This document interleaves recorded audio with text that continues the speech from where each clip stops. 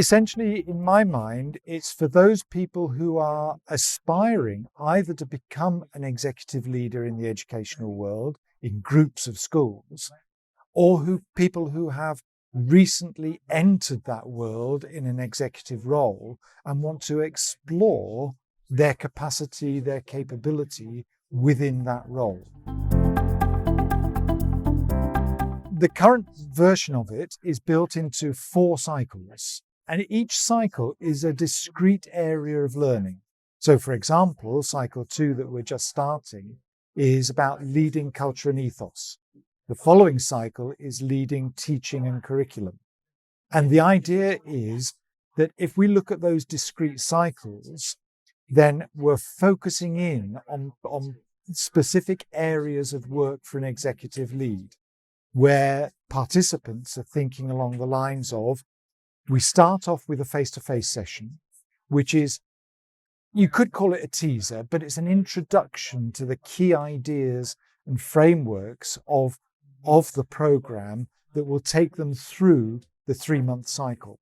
They then undertake online learning. So there's an online learning program focused in on teaching, culture and ethos. That will then be discussed through a couple of pieces of work in their sort of tutor group, their coaching group, with their leadership performance coach. Then they undertake the formative assessment task, which is fed back through a one-to-one with their leadership development coach.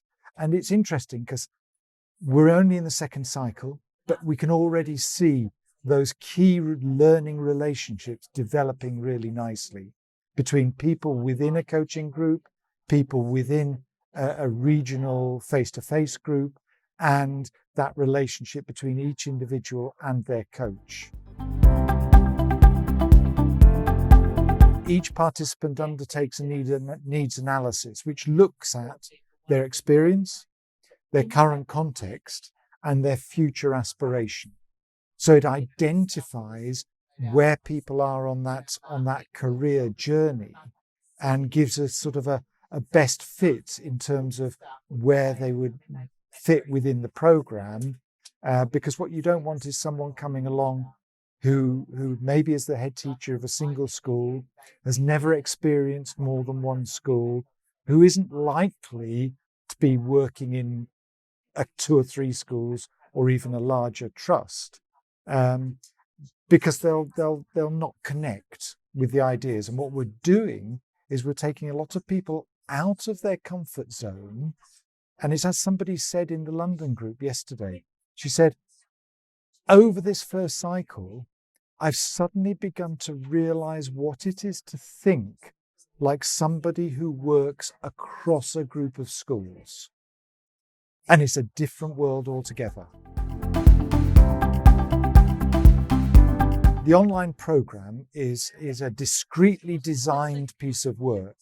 And again, it takes the theme, leading culture and ethos is the current one, whereby they're introduced to a lot of different readings. They're expected to go away and follow up sources that they're introduced to. They're asked to reflect upon their ideas, to take notes, to understand those ideas and to relate them to their own experience and to their own context. And then that's followed up in discussions with their coaching group. The key point is to enable people to connect with each other. Think of it as a triangle. They're connecting with the materials, they're connecting with each other, and they're connecting with expertise, whether it comes from us as facilitators or the key speakers, the guest speakers who are experienced CEOs or executive leaders in their own right, and they're connecting with the experience in the room around them. So sources, expertise, and peer experience. My experience from the last iteration of the program is that we had a lot of people whose thinking opened out in terms of moving them from maybe running one school, maybe being an executive head across a couple of schools, into the sense of what are the opportunities? What's the creative world of the larger multi-school organization? What can it achieve for a community? What can it achieve for a community of learners? And how do I, as an individual leader, interact with those communities and with the ideas that help run and shape a much larger organization?